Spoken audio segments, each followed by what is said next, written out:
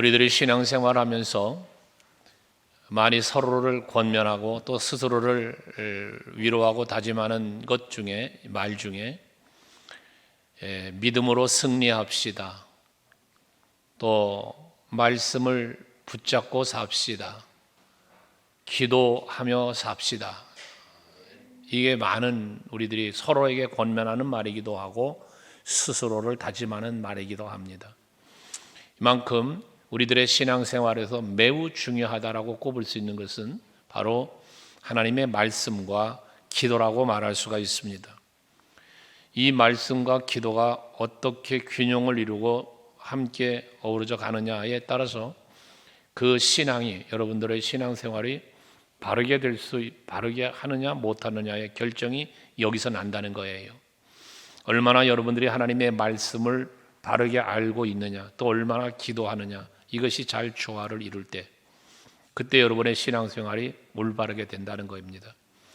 그런데 간혹 보면 성도들 중에는 이것이 반쪽이 나오는 게 있어요. 반쪽. 말씀은 많이 읽고 말씀은 많이 아는데 기도를 하지 않는 성도가 있어요. 또 기도는 많이 하는데 말씀이 없는 성도도 있어요. 이거는 반쪽 신앙이 아니고요, 잘못된 신앙입니다. 여러분들이 온전한 신앙을 이루려면 말씀과 기도가 어우러져야 돼요. 균형을 이루어야 됩니다. 말씀이 더 소중하고 기도는 덜 소중하다? 아닙니다. 기도가 더 소중하고 말씀은 덜 소중, 아니에요. 두 가지 모두 동일합니다. 우리에게 다 소중하고 중요한 것입니다. 하기 때문에 여러분들은 늘 말씀을 묵상하고 읽고 듣고 배우고 지켜 행해야 되고, 또 기도도 마찬가지, 끊임없이 기도하는 여러분들이 되실 때 여러분의 신앙은 바르게 세워져 간다는 것이에요. 그래서 사도행전 6장 4절에 보면 사도들이 구제하는 일 때문에 분주하니까 이 일을 7 집사를 뽑아 세워서 그들에게 맡기고, 이 사도들은 뭐라 말합니까? 우리는 오로지 기도하는 일과 말씀 사역에 힘쓰리라. 기도하는 일, 말씀 사역에 힘쓰겠다. 이 말은 기도와 말씀이 교회를 세워가고 그리스도인들의 신앙을 바르게 세워가는데 가장 중요한 요소라는 사실을 말씀해주고 있는 것이죠. 우리들의 신앙생활이 중에서 그래서 많은 것이 회복되어야 합니다. 그동안 우리가 계속해서 신앙의 회복을 위한 메시지를 주일마다 선포하고 있는데, 그중에 오늘은 우리들의 기도 신앙이 회복되어야 할 것을 말씀드리고자 하는 겁니다. 오늘은 특별히 예수께서 십자가 지고 우리의 고난을, 우리의 죄를 사하신 그 종려주의를 우리가 기념으로 지키는 절기인데요, 이 날에 이 기도에 대한 말씀을 함께 나누는 것은 예수께서 기도의 모범이 되셨기 때문에, 예수님은 기도로 사역을 시작하셨고 기도로 십자가를 감당하셨고 그분은 기도를 우리에게 가르쳐 주셨습니다. 하기 때문에 오늘 예수님의 십자가의 고난을 바라보면서 생각하면서 우리는 기도에 대해서 한번 생각해 볼 수 있는 귀한 시간이 될 수 있기를 바랍니다. 우리들이 신앙생활에 있어서 그 신앙생활의 어떤 핵심은, 여러분에게 늘 말씀드리지만 우리의 믿음은 말씀을 믿는 거라고 그랬죠. 성경이 말하고 있는 모든 말씀을 내가 믿는 거예요. 성경에서 말하는 예수를 내가 믿는 거예요. 성경에서 말씀하고 있는 하나님을 믿는 거예요. 하기 때문에 우리는 이 하나님의 말씀, 이 성경의 말씀의 권위를 인정할 수 있는 여러분이 되어야 되는 거예요. 이 성경은 하나님의 말씀이야, 이게 예수야, 이 권위를 인정하지 못하면 여러분들 신앙생활이 말씀 중심이 될 수가 없고요, 또 기도는 하나님과의 호흡이죠. 그래서 기도를 통해서 하나님과 교제를 하는 거예요. 하나님과 함께 하는 거예요. 여러분, 주님과 동행한다는 말을 하는데 이 동행은 결국 말씀과 기도와 어우러져 사는 삶이 예수와 동행하는 거예요. 환상 속에 나타난 예수와 동행합니까? 여러분, 우리가 육체적으로 그분의 손길을 붙잡고 동행합니까? 아니죠. 여러분, 우리는 하나님의 말씀, 예수를 말하고 있는 이 말씀과 그리고 하나님과 소통하는, 교통하는 기도와 더불어서 살아갈 때 그것이 곧 예수와 동행하는 삶을 사는 것이란 말이죠. 그러므로 우리가 예수를 믿는 성도라면 기도를 소홀히 여기고 게으르거나 쉬거나 또는 뭐 부정해서는 어떤 영적인 유익이나 은혜도 누릴 수 없다는 거예요. 우리는 하나님의 말씀과 기도, 특별히 오늘은 기도에 대해서 말하는데, 기도 없이는 하나님의 은혜 체험을 할 수 없어요. 영적인 하나님의 능력의 체험도 할 수 없어요. 그러니까 은혜를 받을 수 없고 체험도 없게 되니 신앙생활에 힘이 없어진다는 거예요. 그래서 예수께서는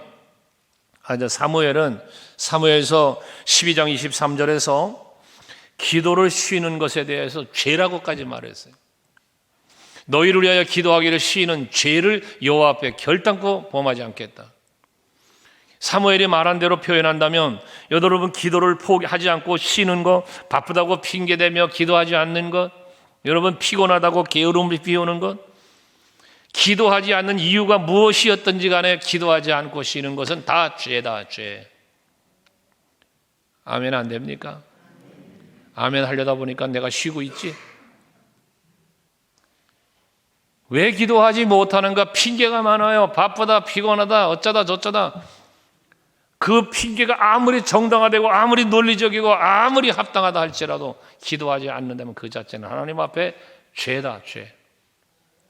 옆 사람에게 한번 이야기해봐요. 죄 짓지 말고 기도합시다.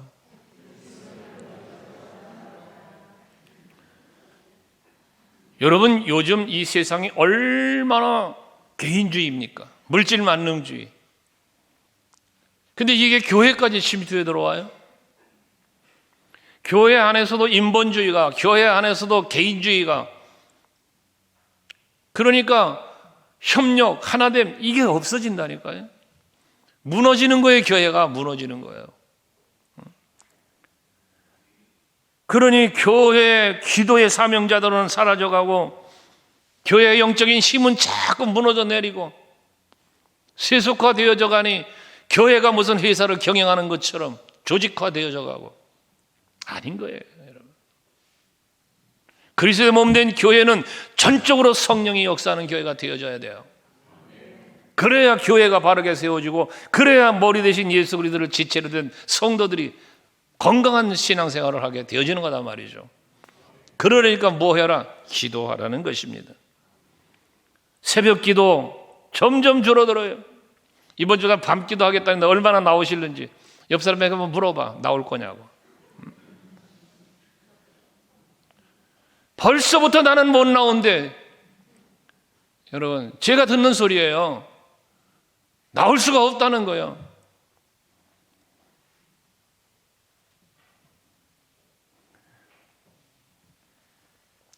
상갓집 생기면 꼭 밤을 꼬박 새워서라도 가잖아. 집안 뭔 일 있다 그러면 직장 연차, 월차 그 써먹어 가면서도 다 다니잖아요. 하나님 앞에 기도하자는데 뭔 핑계를 대려고 그럽니까? 나오세요. 여러분, 진정한 회복이 있기를 원하시면 나오시라고요. 바빠요? 피곤하세요? 어떤 핑계거리가 다 있죠. 그런데 그런 핑계들 때문에 내가 다른 일들도 안 하냐 그 말이에요. 육체를 위한, 세상을 위한, 인간관계를 위해서는 다 하잖아요. 하나님과의 관계를 위해서는 왜 못하느냐는 거지.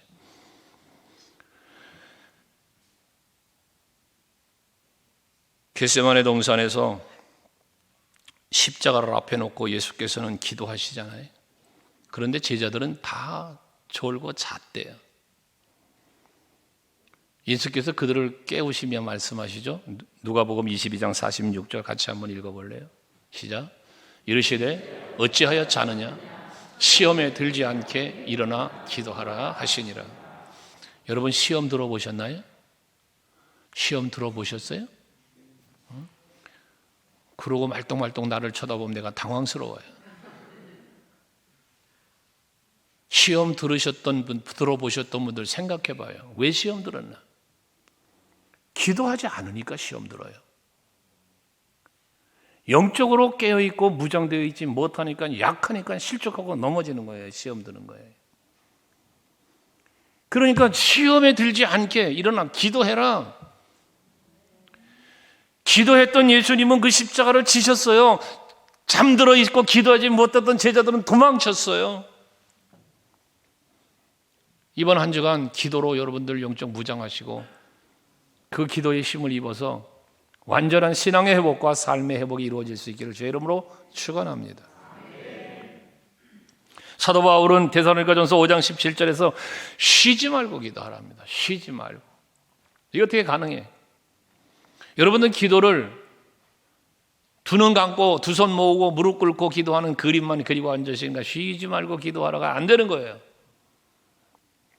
길을 걸어가면서도 기도할 수 있고 청소하면서도 기도할 수 있고 무시로 기도할 수 있는 거 무시로.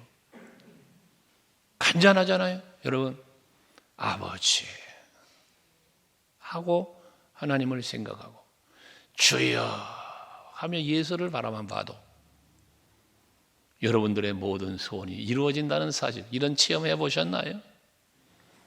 아버지만 불러도 응답해 주시는, 주여만 간절하게 부르짖어도 내 삶의 환경 속에 주님이 일하시는 역사가 일어나는 기적을 체험해 보셨습니까? 이거 하라는 거예요. 이거. 사도 베드로는 베드로전서 4장 7절에서 만물의 마지막에 가까웠으니 기도해야 된다는 말이에요. 지금이 기도해야 된다는 거예요. 그러므로 너희는 정신을 차리고 근신하여 기도하라. 정신 좀 차리세요. 세상 것에 빠져가지고 정신 못 차리고 세상만 따라가요. 육신을 위해서만 따라가요. 정신 좀 차리세요. 정신 좀. 주님 오실 날 가까워요. 여러분, 이 세상에서 여러분들의 육체적 삶이 내일이 보장된 줄 아십니까? 착각하지 말아요. 정신 차리세요. 만물의 마지막에 가까웠어요. 그만큼 예수께서도 말씀하시고 바울도 베드로도 말한 것처럼 우리들이 살아가는 인생의 여정과 신앙생활의 기도는 매우 중요하다. 매우. 그러니까 기도하는 우리 교회가 돼야 되고 기도하는 성도들이 돼야 된다는 것입니다. 여러분, 기도하잖아요. 신명기 4장 7절에 보면 기도할 때, 우리가 하나님 앞에 기도할 때에 우리에게 가까이 하신다. 누가? 하나님이. 여러분, 하나님이 여러분을 가까이, 우리 성경에 그러잖아. 하나님을 가까이 하면 내게 복이다고. 하나님을 가까이 하는 게 복이 돼. 그러면 뒤집어봐. 하나님이 나에게 가까이 해주시면 임마누엘이에요. 이게 복 아니에요? 예수님이 이 땅에 오심이 임마누엘로 오셨어요. 그리고 모든 공생애를 마치고 하늘로 오르시기 전에 임마누엘의 약속을 주셨어요. 임마누엘이에요. 이거보다 더 큰 은혜가 어디 있어요? 근데 누구에게 임마누엘이라? 기도할 때. 여러분, 기도하시면 하나님이 여러분과 함께 해주셔요. 가까이 해주셔요. 가까이. 그 가까이 하시는 분이 여러분의 기도를 들으실 거 아니에요? 그게 응답하시는 거예요. 히스기야 왕이 기도하니까 가까이서 그 기도를 들으신 하나님이 여러분 전쟁에 이기게 하시고 원수들을 물리쳐 주시고 병도 고쳐 주시고, 다니엘 기도할 때 여러분 사자굴에서도 살아나오고, 이게 기도의 능력 아닙니까? 이 엄청난 기도의 능력이 하나님이 우리에게 주신 은혜요, 특별한 은혜요, 선물이라는 사실 믿으십니까? 믿으시기 바랍니다. 그리고 기도하시자는 거예요. 특별히 기도할 때 우리가 조심하고 주의해야 할 것 하나 있어요. 많은 사람들이 기도할 때 자기 필요를 구해요. 육신의 욕심을 구해요. 응답 없습니다. 야고보 사도가 말하죠. 너희가 얻지 못하면 구하지 않았기 때문이고, 구하여도 얻지 못하면 잘못 구했기 때문이다. 잘못 구했어. 근데 그 잘못 구한 게 무엇 때문에? 세상적으로, 욕심으로, 정욕으로 쓰려고 구했다는 거예요. 여러분 한번 생각해 보세요. 여러분 기도 많이 하시죠? 뭐 많이는 안 해도 하시죠?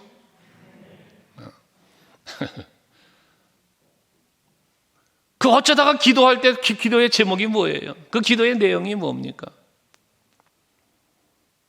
기도 안 하다가 기도하는 사람 어떤 사람? 문제 생기면 기도한다니까. 문제가 생기면 기도해요.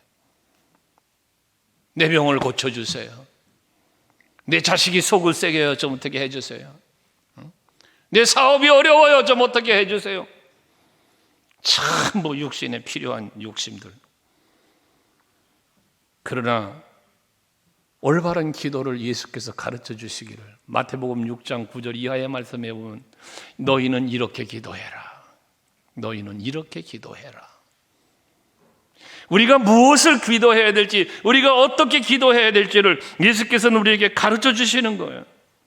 그 주기도문이라고 우리가 말하는 기도 아닙니까? 이게 그 핵심의 메시지가 뭡니까? 기도가 뭡니까? 하나님의 이름, 하나님의 나라, 여러분 하나님의 뜻, 이걸 기도하라는 것이거든요.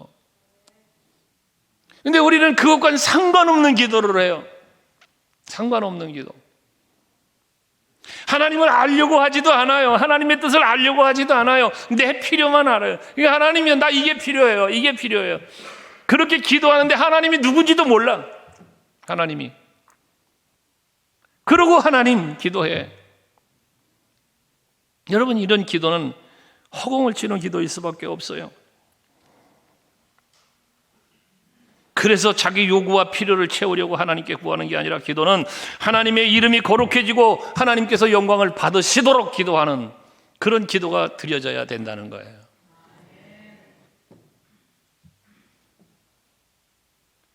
자신이 잘 되기 위한 기도보다도 살아계신 하나님의 뜻을 찾기 위해서 기도해야 되고 그 뜻이 이루어지기 위해서 기도해야 되고요.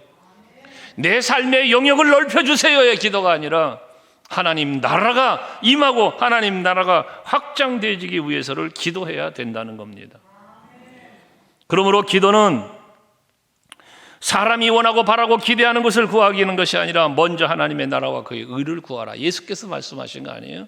마태복음 6장 33절에서 많이 암송하시죠? 같이 읽어요. 시작.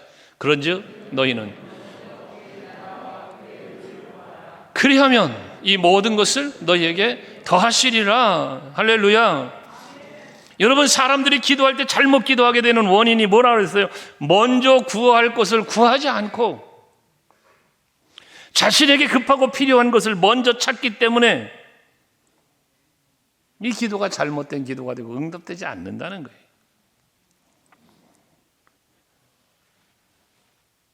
현실의 상황 속에서 벗어나지 못하고 기도하기 때문에 응답되지 않는 어떤 일들이 벌어지면 내가 바라고 원하는 대로 되지 않으면 그것 때문에 실족하고 시험 들고 하나님 죽었습니까? 살았습니까? 하나님 도대체 나를 사랑합니까? 미워하는 겁니까? 이러고 무너지는 이런 모습들을 보게 된단 말이에요.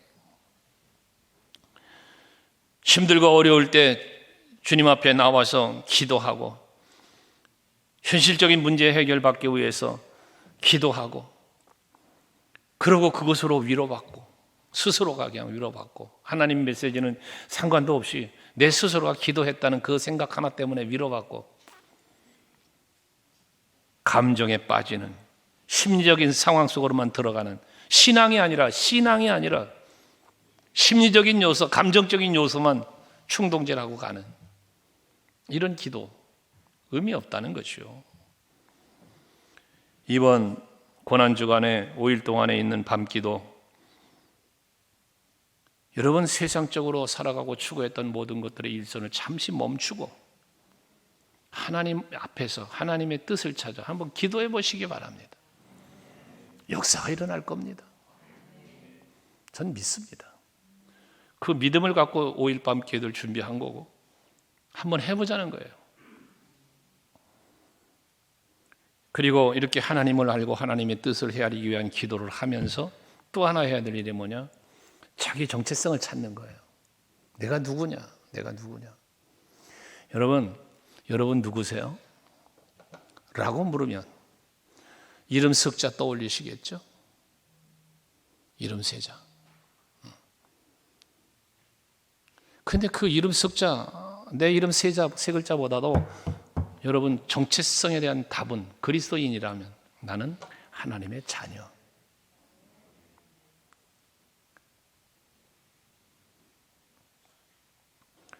나는 하나님 십자가, 예수 십자가의 은혜와 사랑을 입은 택함 받은 자.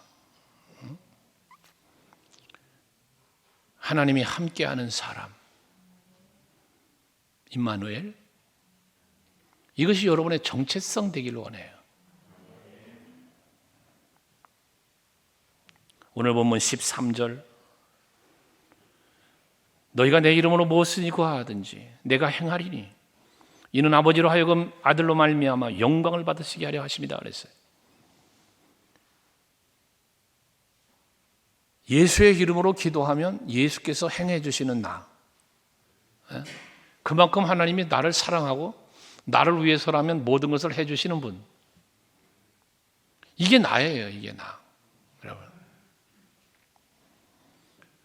우리가 기도했던 어떤 것들이 이루어지는 것의 우선순위가 아니라 하나님의 뜻을 온전히 찾고, 그리고 나아가서 그런 주님 안에서 내 자신이 누군지에 대한 정체성을 발견하는 거룩한 일이 기도하는 일이라는 거지.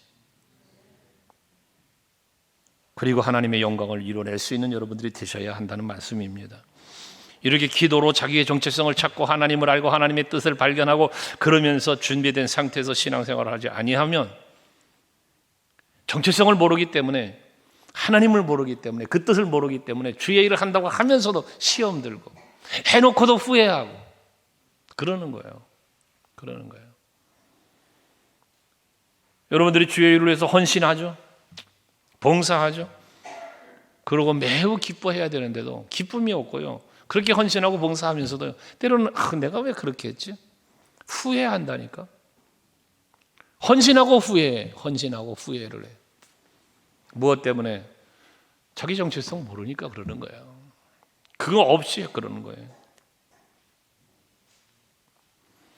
그러니까 우리가 정체성을 모르는 사람 앞에 돈을 주고 무슨 명예도 주고 권세도 주고 필요한 거 다 주면, 정체성을 모르는 사람은요 엉뚱한 짓 한다니까요. 그 가지고 있는 거 갖고 엉뚱한 짓을 해요. 왜? 내가 누군지를 모르니까 엉뚱한 짓을 하는 거예요. 자꾸 하나님 앞에 악을 행하고 사람 앞에도 관계 깨뜨리고 그러는 거예요. 돈이 생겼습니까? 내가 누군가를 알면 이 돈을 어떻게 써야 되는가 안단 말이에요. 하나님을 알고 하나님의 뜻을 알면 내가 어떻게 살아야 되는가가 나온다면 답이 나온단 말이에요. 근데 그런 의식이 없이 그냥 살아, 육체로 살아, 인간으로만 사니까 하나님 앞에 부끄럽고 사람 앞에까지도 조차 부끄러운 삶을 사는 거예요. 그러니까 교회가 세상 사람들 앞에 손가락질 당하는 거예요. 교회의 본질을 놓치고 사니까. 이름은 그리스도인이라 하면서 진정한 그리스도인이 아니고 종교인으로 산다니까요. 종교인으로. 그러니까 세상 사람들 앞에 지탄받는 거예요. 우리는 기도할 때 자기를 잘 발견해야 돼. 자기를. 부끄러운 내 모습도 발견해야 되고, 그럼에도 불구하고 사랑해 주신 그 하나님의 사랑도 발견해야 되고, 그러므로 내가 새 사람 되었음을 발견하게 되고, 그 십자가의 은혜와 사랑의 그 감격 속에 그래서 빠져들어가게 되고, 그 사랑 받은 자답게 합당하게 살게 되는 이런 변화가 기도 가운데 일어나게 된다는 것이죠. 그래서 기도는 자신의 변화를 통해서 거룩한 영적인 경험을 하는 일이다라고 말하는 거예요. 기도를 통해서 하나님을 바라보는 동시에 여러분 자기 자신의 내면의 영적인 모습도 발견해 볼 수 있는 여러분들이 되시기를 바랍니다. 그러면 여러분 신앙생활이 바뀌어요. 달라지는 거예요. 그래서 우리가 하나님을 알고 나의 정체성을 알면 하나님의 뜻에 합당하게 사는 사명자가 거기서 되는 건데요. 이런 사명자가 되는 과정이 있어요. 과정이.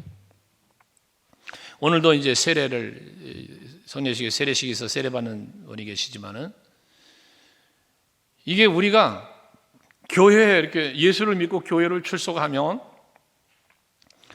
이 변화되는 과정이 있는 거예요. 변화되는 과정.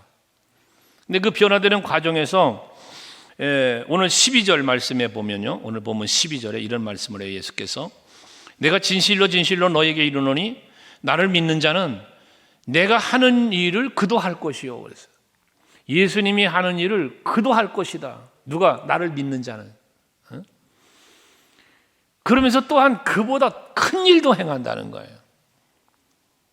여러분들도요, 기도하시잖아요. 하나님의 은혜와 하나님을 믿고, 하나님을 알고, 뜻을 알고, 믿고, 나를 알고, 정체성을 찾고, 그리고 하나님 말씀 안에서 믿음으로 살면요, 하나님, 예수께서 하신 일을 우리도 할 수 있다는 거거든요. 그러니까 예수께서 하셨던 일이 우리들이 감당해야 할, 이어갈 일이란 말이에요. 공생에 3년 하신 일을 여러분 사도행전에 30년 한 거야, 이게. 그 30년의 일을 지금 역사 속에서 우리들이 계속해서 이루어가는 거예요. 이게 액트 29라고 그랬잖아요. 사도행전 29장 쓰자. 이게 여러분 이단되는 거예요. 사도행전 29장을 우리가 왜 써요? 사도행전의 놀라운 역사들을 계속해서 이루어가는 게 액트 29예요. 우리 교회가 그런 교회를 지향해 가자는 것이거든요. 그러려니까 뭐가 필요하냐? 여러분들이 단계적인 이 믿음의 성숙의 단계를 거쳐가야 되는 거예요. 거쳐가야. 그 첫 번째 단계가, 여러분 교회 나오고 예수 믿고 교회 다니기 시작하면 첫 번째 해야 될 일이 뭐냐? 회개하고 성령 받는 일이에요. 회개하는 일. 수년 동안을, 수십 년 동안을 교회 다니면서 제대로 회개하지 못하고 신앙생활하는 사람이 얼마나 많아요. 제대로 회개하지 않는 거예요. 제대로. 교회는 다니지. 사도행전 2장 38절, 베드로가 담대하게 성령 받고 나가서 복음을 외칠 때에 우리가 어찌할꼬 묻는 저들에게 외치는 베드로의 메시지잖아요. 베드로가 말합니다. 너희는 회개하여 각각 예수 그리스도의 이름으로 세례를 받고 제 사함을 받아라. 그리하면 성령을 선물로 받으리니. 먼저 회개하라는 거예요. 그래서 제 사함을 받으라는 거예요. 이게 이루어지지 않으면 하나님과 관계 안 열려요. 왜? 제 사함이 없이 무슨 하나님과의 관계가 열려요? 죄는 하나님과의 관계를 가로막는 거라고 이사야서에서 분명히 말하잖아요. 그러니까 이 하나님과 나와의 관계를 가로막는 죄의 문제를 회개함으로 해결받아야 된단 말이에요. 이게 1단계예요. 1단계. 죄를 끌어안고 살지 말고요, 회개하시기 바라요. 그래야 여러분 그 안에 성령이 들어간다니까요. 성령이 내 안에 안 들어오는 이유가 뭔데? 내가 아직도 자꾸 인본주의 세상 육체 가운데 사는 이유가 뭔데? 회개하지 않으니까 그런 거예요. 회개하지 않으니까. 사도행전 3장 19절을 보면 또 기가 막혀요. 여기도 마찬가지 회개를 말하는데요, 너희가 회개하고 돌이켜 너희의 죄 없이 함을 받아라. 똑같은 얘기죠. 아까 2장 38절과 죄사함, 회개하고 죄사함 받으라는 거예요. 그러면 뭐라 그래? 이같이 하면, 죄사함 받으면, 회개하면 새롭게 되는 날이, 주 앞으로부터 이룰 것이다. 여기 새롭게 되는 날을 말해요. 여러분 얼마나 새롭게 되셨습니까? 새롭게. 타성에 젖어서 옛 구습을 쫓는 옛사람 벗어버리지 못하고 늘 그대로 살아. 이 세대의 흐름 속에 그냥 묻혀 살아. 응? 다른 사람들 다 그러는데 다른 교회도 다 그러는데 장로님들도 그러는데, 권사님들도 그러는데, 구역장도 그러는데 여러분 본받을 걸 본받아요. 로마서 12장 2절 3절 말씀을 보시면요, 분명히 말씀하죠. 너희는 이 세대를 본받지 말고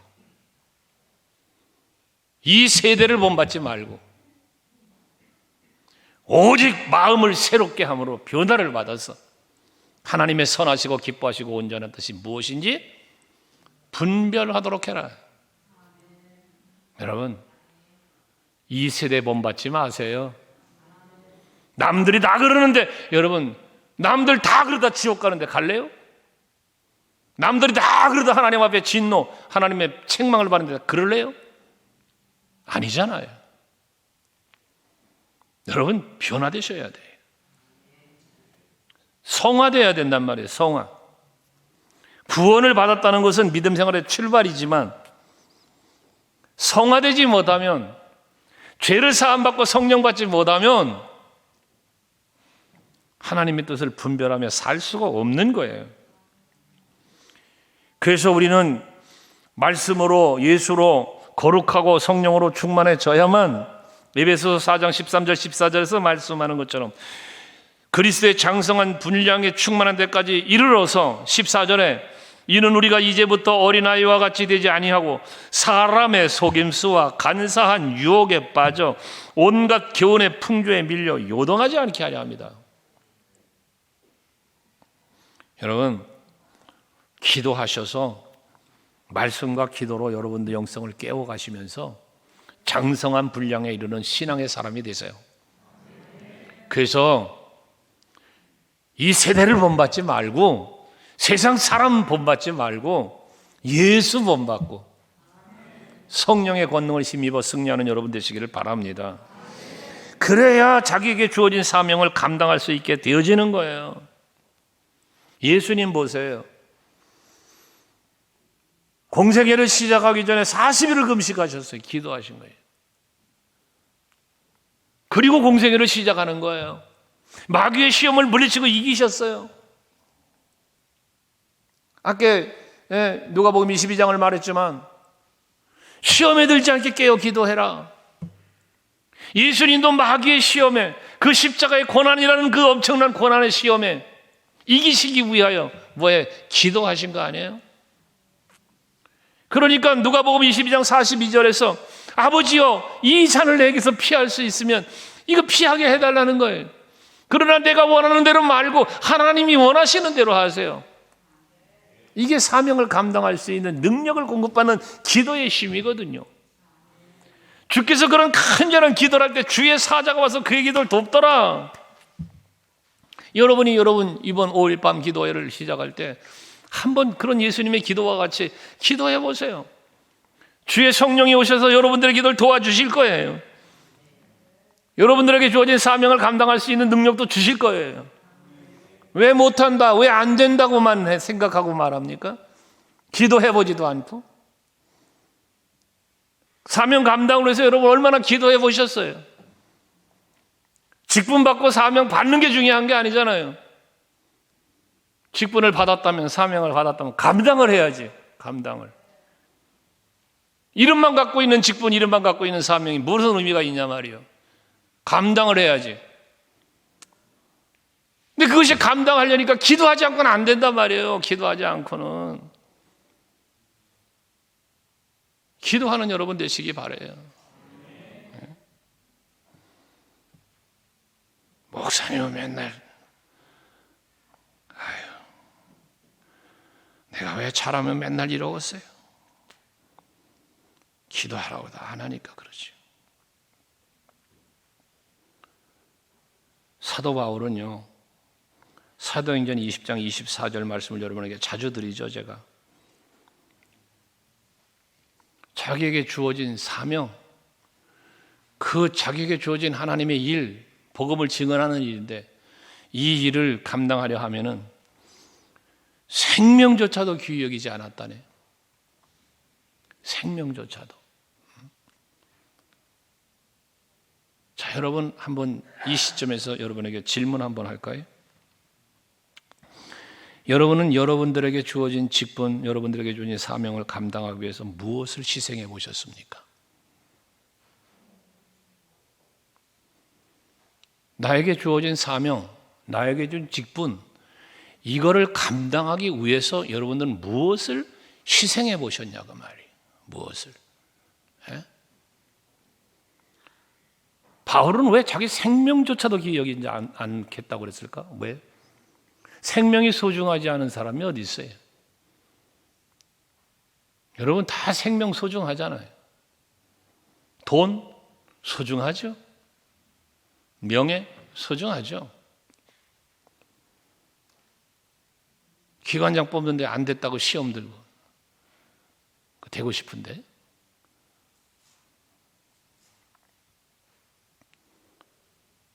직분을 받으려고만 힘쓰지 마시고 감당하려고 힘쓰세요. 감당하려고. 직분 사명 부여받고 감당치 못할 바에는 안 받는 게 낫다니까. 차라리 안 받는 게 나아. 그 직분, 그 사명 받아놓고 감당치 못하여 책망받지 말고 감당할 수 있는 능력 주시는 이가 하나님이심을 믿으셔야 돼. 그러니까 죽어도 살겠고 그걸 바울은 믿었기 때문에 생명조차 귀히 여기지 않았던 거죠. 말씀을 맺겠습니다. 우리 교회는 그리스도 예수의 십자가의 사랑을 듬뿍 받은 교회요, 우리 성도들입니다. 그러니 우리는 그 십자가 앞에서 회개해야 되고 그 은혜를 힘입어 성화, 거룩해져야 되고 그 능력 힘입어 사명을 감당하기 위해 힘쓰는 우리 모두가 돼야 하는 겁니다. 그러려니까 뭐 하자? 기도하자는 겁니다. 고난주간 작정 밤기도를 통해서 부르짖고 기도하려고 하는 이유가 무엇입니까? 우리 모두 하나님 앞에 우리의 믿음을 기도로 보여드리는 한번 산짐을 대보자는 거예요. 본문 14절 읽어볼까요? 같이. 오늘 본문 14절 읽습니다. 시작. 내 이름으로 무엇이든지 내게 구하면 내가 행하리라. 할렐루야. 예수의 이름으로 무엇이든지 내게 구하면 내가 행하리라. 마태복음 11장 24절에서는 너희가 구한 것은 받은 줄로 믿어라. 그러면 그대로 되리라. 예수님의 약속이잖아요. 이 말씀을 믿는다면 이번 작정밤 기도에 예수의 이름으로 나와 기도하실 때 기쁨이 충만하도록 응답의 은총의 은혜를 베풀어 주실 줄로 믿으시길 바라요. 금요철야 예배에도 말씀을 드렸지만 우리가 아무리 수많은 기도를 해도 기도할 때 중요한 게 뭐냐? 내가 간절히 기도하는 이 기도를 하나님이 이대로 응답해 주실 것이라는 믿음을 갖고 기도하느냐, 그렇지 않느냐가 중요하다는 거예요. 응? 아무리 아름다운 어휘를 발휘하고 멋진 문장을 만들어 기도를 해도 내가 기도하는 이 모든 것들을 하나님은 들어 응답해 주실 것이라는 믿음이 없는 기도는 아무 의미 없다는 얘기예요. 아까 얘기했죠. 아버지만 해도 주여만 부르지로도 응답해 주시는 하나님이시라고. 뭐가 있을 때? 그 중심에 믿음이 있을 때, 간절함이 있을 때 그렇다는 거예요. 여러분들의 기도 혹여라도 포기하신 분이 있습니까? 어떠한 이유로든지 기도를 쉬거나 포기하신 분들이 있거나 또 기도하는 이 자체를 부담스러워하거나 망설이는 분들이 있습니까? 이번 밤기도를 통해서 그 모든 것들이 다 회복되길 바랍니다. 여러분의 영성을 깨우세요. 이번 완전 신앙 회복을 통해서 하나님께 영광, 우리에게는 범사, 여러분들의 가정, 일터, 사업장, 직장, 우리 교회도 회복되는 은혜가 있기를 주의 이름으로 축원합니다. 기도하겠습니다.